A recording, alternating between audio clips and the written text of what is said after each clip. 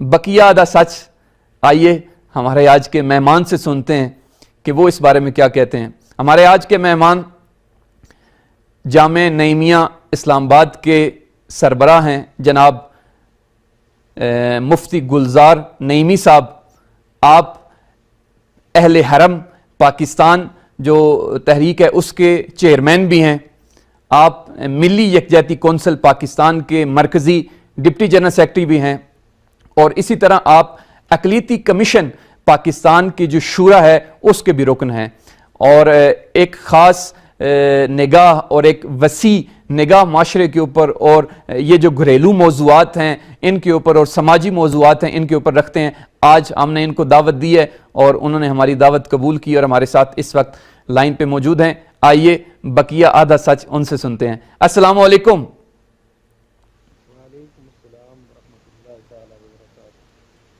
السلام علیکم۔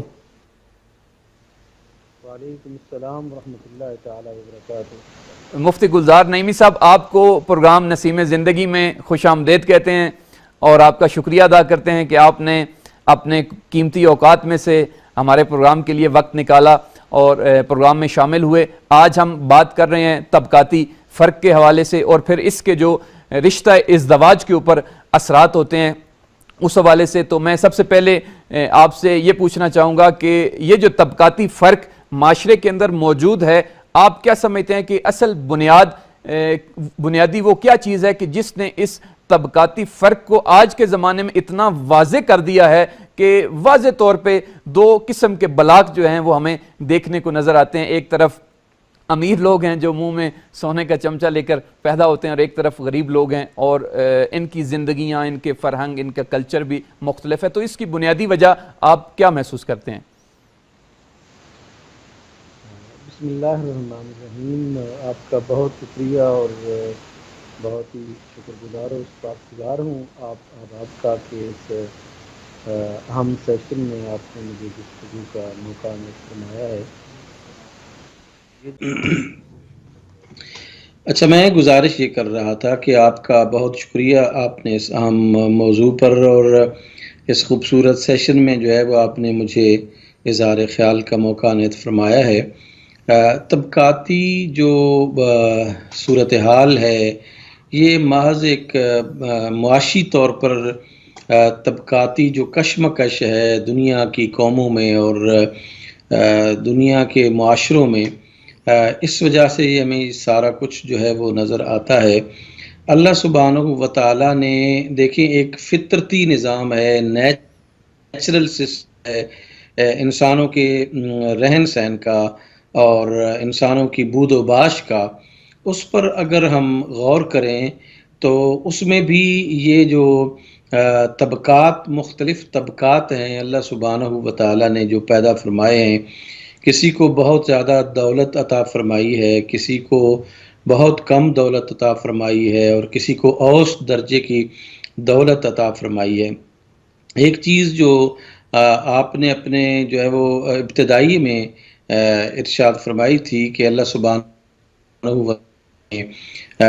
تمام چیزوں کو جو ہے وہ ایکولی ڈسٹریبیوٹ کیا ہے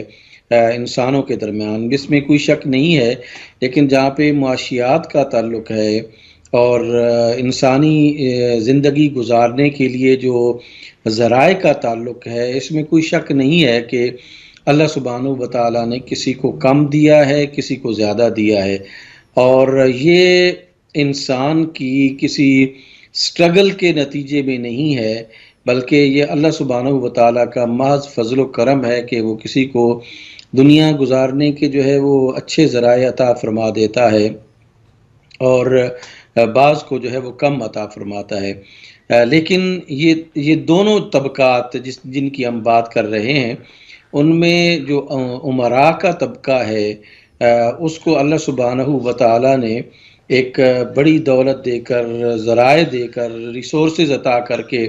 اس نے آزمایا ہے، اور جو وہ لوگ جن کو اللہ نے کم دیا ہے ان کو ضروریات زندگی میں کچھ مشکلات پیدا کر کے جو ہے وہ اللہ سبحانہ و تعالیٰ نے آزمایا ہے۔ دونوں کی آزمائش ہے، اور دونوں جو آزمائش پر پورا اترتے ہیں، اللہ سبحانہ و تعالیٰ کے نزدیک جو ہے وہ ایک درجہ مقام پاتے ہیں۔ وہ لوگ جن کو اللہ سبحانہ و تعالیٰ نے بہت زیادہ دولت دی ہے، جن کو قرآن مجید نے جو ہے وہ اغنیاء کہا ہے، ان کے بارے میں اللہ سبحانہ و تعالیٰ نے قرآن مجید میں ارشاد فرمایا ہے، وفی اموالہم حق للسائل والمحروم، کہ ان کے مالوں میں سائلین کا اور محروم لوگوں کا جو ہے وہ حق ہے۔ تو ایک طرف وہ ہیں جو ہیوز ہیں جن کو اللہ نے دیا ہے، ایک وہ ہیں جو ہیو ناٹس ہیں جن کو اللہ نے جو ہے نا وہ نہیں دیا یا کم دیا ہے، تو دونوں کی آزمائش ہے۔ اب بہترین معاشرہ وہ معاشرہ ہے جس معاشرے میں امراء جو ہیں وہ غرباء کا خیال رکھتے ہیں، امراء جو ہیں وہ ان کی ضروریات کا خیال رکھتے ہیں، اور اللہ سبحانہ و تعالیٰ نے قرآن و سنت کی روشنی میں جو ہمیں زندگی گزارنے کا بطور خاص ایک معاشی نظام، اکنامک سسٹم دیا ہے، اس سسٹم میں امیر جو ہے وہ غریبوں کا خیال رکھتے ہیں، اور اس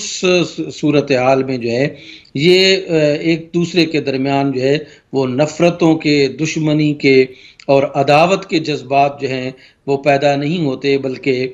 محبت کے جذبات جو ہے وہ پیدا ہوتے ہیں، اور تعاون جو ہے وہ دونوں میوچل جو کوآپریشن ہے، اس کوآپریشن کے نتیجے میں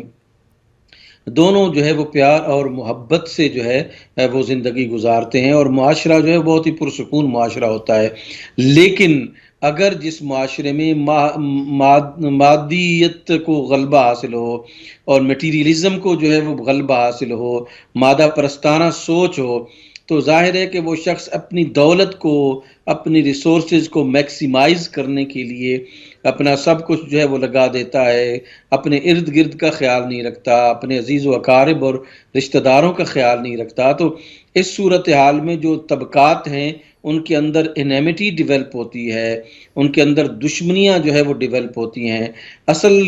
جو ہے وہ پرابلم کہاں پہ آتا ہے؟ اصل مسئلہ جو ہے وہ نظام کا مسئلہ ہے۔ اگر آپ اسلام کے سنہری اصولوں پر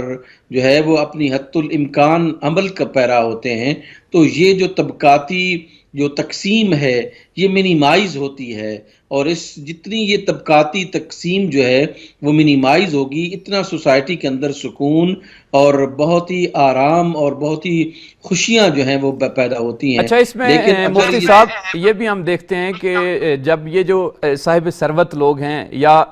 بعض کا جن کا آپ نے بھی اشارہ کیا قرآن مجید میں اغنیاء یا اہل خیر آپ ان کو کہہ لیں، آج کے معاشرے میں ہم دیکھتے ہیں کہ یہی صاحب ثروت لوگ جو ہیں وہ جو فقیر لوگوں کے بارے میں بھی قرآن مجید کا حکم ہے کہ ان کے ساتھ بھی اچھا برتاؤ کریں یا ان کی مدد کریں، تو یہ جو ازدواجی بندھن ہے ہم دیکھتے ہیں کہ ہمیشہ وہ ایک مقولہ مشہور ہے کہ بڑے لوگ بڑی دکان سے اور چھوٹے لوگ چھوٹی دکان سے جنس خریدتے ہیں۔ تو یہ جو بڑے لوگ ہیں انہوں نے کیوں، بے شک اسلامی حوالے سے ان کے پاس اللہ تعالیٰ نے مال جیسی نعمت عطا کی ہے، لیکن رشتہ ازدواج کے موقع پر اس انتخاب کے اوپر وہ کیوں اسلامی اصولوں کو مد نظر نہیں رکھتے؟ یہ بڑا اہم سوال ہے۔ میں آپ سے گزارش کروں کہ ہم نے نا آج کی اس دنیا میں جو مغرب سے تصورات آ رہے ہیں اس کی روشنی میں ہم مسلمان بھی جو ہے وہ زندگی گزارنا چاہتے ہیں۔ دیکھیے یہ جو ازدواجی رشتہ ہے، ازدواجی تعلقات ہیں، اور یہ جو شادی کا بندھن ہے اس کو ہم جو ہے وہ ایک اکنامک ایکٹیویٹی کے طور پر جو ہے وہ ہمیں نہیں دیکھنا چاہیے۔ جس طرح انسان کی ضروریات اس کی خوراک ہے، جس طرح انسان کی ضروریات اس کا لباس ہے، جس طرح انسان کی ضروریات جو ہے وہ اس کا گھر ہے، اسی طرح جو ہے وہ یہ شادی اور اس کو یعنی کرنا اور ایک ازدواجی بندھن میں بندھنا، یہ بھی انسان کی بنیادی ضروریات میں سے ہے۔ اللہ سبحانہ و تعالیٰ نے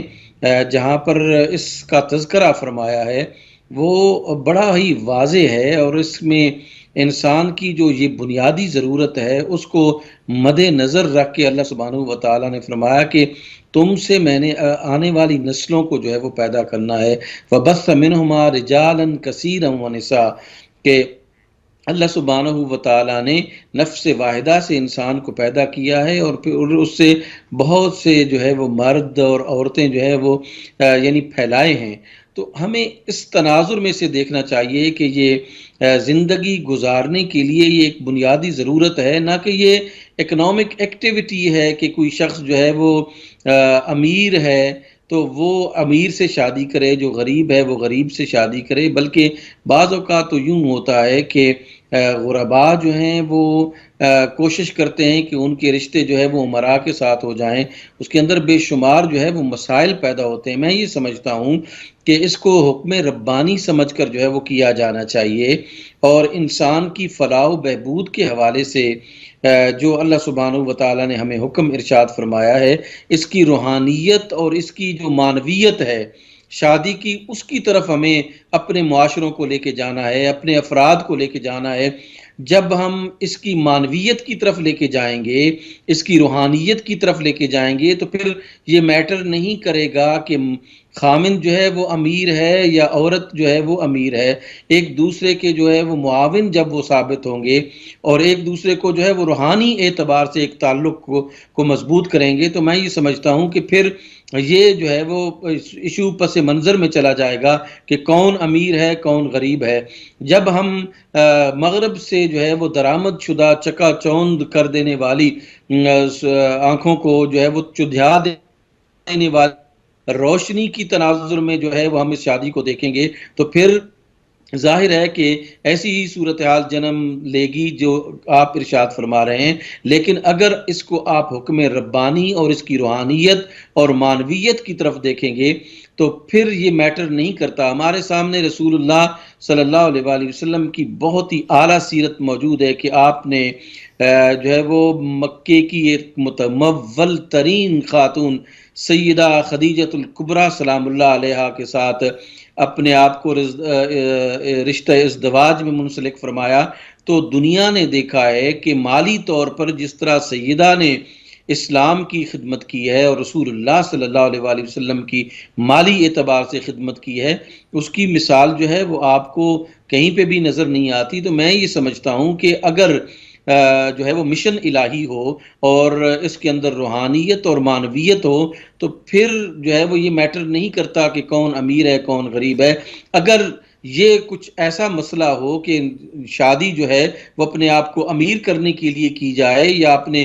آپ کو جو ہے وہ یعنی ایک بڑی سطح پر لے جانے کے لیے کی جائے، تو پھر یہ صورتحال جو ہے وہ پیدا ہوتی ہے۔ میں یہ سمجھتا ہوں کہ اسلامی معاشروں میں یہ جو تصور ختم ہو رہا ہے،